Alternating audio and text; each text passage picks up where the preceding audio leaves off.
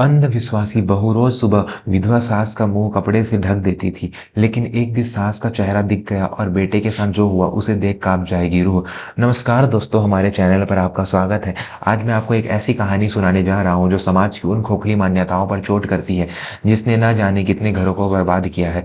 यह कहानी है एक ऐसी सास और बहू की जहाँ अंधविश्वास ने रिश्तों का गला घोट दिया था। क्या वाकई एक विधवा का चेहरा देखना अपशकुन होता है या यह सिर्फ हमारे मन का वहम है? भगवान शिव ने इस बारे में क्या कहा है, यह रहस्य आज इस कहानी के अंत में खुलेगा। तो दिल थाम कर बैठिए और इस कहानी को अंत तक जरूर सुनिएगा। काशीपुर नाम के एक छोटे से कस्बे में एक बहुत ही संपन्न परिवार रहता था। घर के मुखिया थे दीनानाथ जी, जो अब इस दुनिया में नहीं थे। उनके जाने के बाद घर की जिम्मेदारी उनके बेटे राकेश के कंधों पर थी।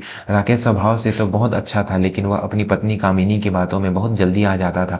कामिनी दिखने में जितनी सुंदर थी, जुबान की उतनी ही कड़वी और विचारों से उतनी ही पिछड़ी हुई थी। इस घर में एक तीसरी सदस्य भी थी, दीनानाथ जी की धर्मपत्नी और राकेश की माँ सुलोचना देवी। सुलोचना देवी एक अत्यंत सात्विक और शांत स्वभाव की महिला थी। पति की मृत्यु के बाद उन्होंने अपना पूरा जीवन भगवान की भक्ति और अपने बेटे बहू की सेवा में समर्पित कर दिया था। उन्होंने कभी रंगीन कपड़े नहीं पहने, कभी कोई श्रृंगार नहीं किया। वह सफेद साड़ी में लिपटी वह घर के एक कोने में पड़ी रहती थी। लेकिन कामिनी के मन में एक अजीब सा वहम घर कर गया था। उसे लगता था कि उसकी सास मनहूस है। कामिनी का मानना था कि अगर सुबह सुबह किसी विधवा का चेहरा देख लिया जाए तो पूरा दिन खराब हो जाता है और घर में कोई ना कोई अनर्थ जरूर होता है। यह अंधविश्वास कामिनी के दिमाग में इस कदर हावी थी कि उसने घर में एक अजीब सा नियम बना रखा था। सुलोचना देवी का कमरा घर के पिछले हिस्से में था। कामिनी ने साफ कह रखा था कि सुबह 10 बजे से पहले सुलोचना अपने कमरे से बाहर नहीं निकलेंगी। एक सुबह की बात है, राकेश को अपने व्यापार के सिलसिले में एक बहुत बड़ी डील करने के लिए शहर जाना था। वह बहुत खुश था क्योंकि अगर यह डील पक्की हो जाती तो उन्हें लाखों का मुनाफा होने वाला था। राकेश तैयार होकर नाश्ते की मेज पर बैठा था। कामिनी रसोई में थी और अपने पति के लिए दही चीनी तैयार कर रही थी। तभी सुलोचना देवी को प्यास लगी। उनके कमरे में रखा पानी का घड़ा खाली हो चुका था। बूढ़ी सुलोचना से प्यास बर्दाश्त नहीं हुई। उन्होंने सोचा कि अभी तो सुबह के 7 बजे हैं, बहू शायद रसोई में होगी और बेटा अपने कमरे में होगा। मैं चुपके से जाकर पानी ले आती हूँ। सुलोचना देवी दबे पांव रसोई की ओर बढ़ी, लेकिन जैसे ही वो हाल में पहुंची, सामने से राकेश तैयार होकर निकल रहा था। राकेश की नज़र अपनी माँ पर पड़ी। माँ को देखते ही राकेश मुस्कुराया और बोला, माँ प्रणाम, मैं एक जरूरी काम से जा रहा हूँ, आशीर्वाद दो। सुलोचना ने कांपते हाथों से बेटे के सिर पर हाथ रखा और कहा, विजयी भव बेटा, भगवान शिव तुम्हारी रक्षा करे। तभी रसोई से कामिनी बाहर निकली और यह दृश्य देख लिया। उसके हाथ से दही की कटोरी छूटकर गिर गई और चकनाचूर हो गई। कामिनी जोर से चिल्लाई, हे भगवान, हो गया सत्यानाश। मैंने 1000 बार कहा था कि सुबह सुबह इस मनहूस का चेहरा मत दिखाना राकेश को, लेकिन नहीं, इस बुढ़िया को तो चैन ही नहीं है। अब देखना आज का दिन कितना बुरा बीतेगा। राकेश ने अपनी पत्नी को समझाने की कोशिश की, कामिनी यह क्या पागलपन है, माँ है वो मेरी, उनका आशीर्वाद लेकर जा रहा हूँ, सब अच्छा होगा। लेकिन कामिनी का गुस्सा शांत नहीं हुआ। उसने अपनी सास को कोसते हुए कहा, तुम्हें समझ नहीं आता, विधवा का चेहरा सुबह देखने से काम बनते नहीं बिगड़ते हैं। अब तुम जाकर देखो, आज तुम्हारी वो डील कभी नहीं होगी। सुलोचना देवी की आंखों में आंसू आ गए। वह बिना पानी पिए ही अपने कमरे में लौट गई और भगवान की मूर्ति के सामने रोते हुए बोली, हे महादेव, क्या वाकई में इतनी अपशकुनी हूँ मैं? क्या मेरे कारण मेरे बेटे का अहित होगा? अगर ऐसा है तो मुझे इस दुनिया से उठा क्यों नहीं लेते? राकेश भारी मन से घर से निकला। लेकिन कहते हैं ना, इंसान जैसा सोचता है कई बार परिस्थितियां वैसी ही बन जाती है। उस दिन राकेश का दिमाग अपनी पत्नी की कड़वी बातों में उलझा हुआ था। वह कार चला रहा था, लेकिन उसका ध्यान सड़क पर कम और घर के कलेश पर ज्यादा था। अचानक एक तेज रफ्तार ट्रक सामने से आया। राकेश ने हड़बड़ाकर हट में गाड़ी मोड़ी और उसकी कार सीधे एक पेड़ से जा टकराई।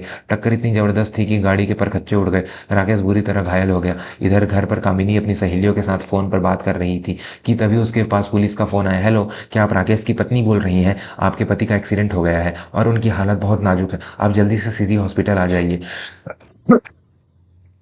फोन हाथ से छूट गया। कामिनी के पैरों तले जमीन खिसक गई। वह पागलों की तरह रोने लगी। रोते रोते वह सुलोचना देवी के कमरे की तरफ दौड़ी और चिल्लाई, देख लिया तुमने अपना कमाल, मिल गई तुम्हें शांति। मैंने कहा था ना कि सुबह सुबह अपना मनहूस चेहरा मत दिखाना मेरे पति को। आज तुम्हारी वजह से मेरा सुहाग अस्पताल में पड़ा है। अगर राकेश को कुछ हुआ तो मैं तुम्हें जिंदा नहीं छोड़ूंगी। सुलोचना देवी को जैसे काट मार गया हो। वह नंगे पांव ही अस्पताल की ओर दौड़ी। अस्पताल में डॉक्टर ने जवाब दे दिया था। डॉक्टर ने बाहर आकर कहा, देखिए चोट बहुत गहरी है, सर में अंदरूनी खून बह रहा है। हमने अपनी अपनी पूरी कोशिश कर ली है, लेकिन अब सब कुछ ऊपर वाले के हाथ में है। अगले 24 घंटे बहुत भारी है, दुआ कीजिए। मित्रों, कहानी के इस भावुक मोड़ पर मैं आपसे एक छोटा सा निवेदन करना चाहता हूँ कि हमारे माता पिता हमारे लिए धरती के भगवान होते हैं, चाहे वो विधवा हो या विधुर, उनका आशीर्वाद कभी खाली नहीं जाता। अगर आप भी अपने माता पिता से प्यार करते हैं और इस परिवार के लिए प्रार्थना करना चाहते हैं तो चैनल को अभी सब्सक्राइब कर लें और कमेंट पे ओम नमः शिवाय जरूर लिखें। रात गहरी होती जा रही थी। कामिनी अस्पताल के फर्श पर बैठकर रो रही थी और अभी भी मन ही मन अपनी सांस को कोस रही थी। सुलोचना देवी अस्पताल के बाहर बने एक शिव मंदिर के सीढ़ियों पर बैठी लगातार महामृत्युंजय मंत्र का जाप कर रही थी। तभी वहां एक अघोरी साधु का आगमन हुआ। साधु के चेहरे पर एक अलग ही तेज था। उन्होंने सुलोचना को रोते हुए देखा और भारी आवाज में बोले, क्यों रोती है माई? जिसके सर पर जगत जननी का हाथ हो, उसका बेटा काल के गाल से में कैसे समा सकता है?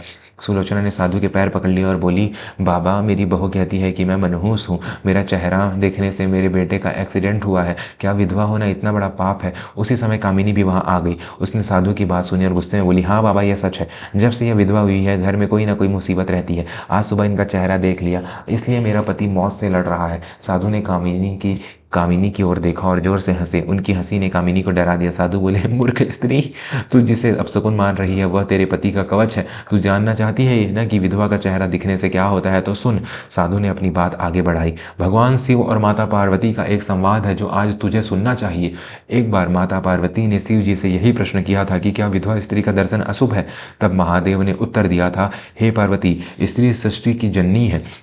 उसका पति जीवित हो या ना हो, उसकी तपस्या और उसका त्याग उसे पूजनीय बनाता है। जिस घर में विधवा माँ के आंसू गिरते हैं वह घर शमशान बन जाता है, लेकिन जिस घर में विधवा माँ प्रसन्न रहती है वहाँ स्वयं मैं काल भी प्रवेश नहीं कर सकता। साधु ने कामिनी की आंखों में झांकते हुए कहा, तेरे पति की जान आज एक्सीडेंट में इसलिए नहीं बची कि डॉक्टर होशियार थे, बल्कि इसलिए बची है क्योंकि सुबह घर से निकलते वक्त उसने अपनी माँ का आशीर्वाद लिया था।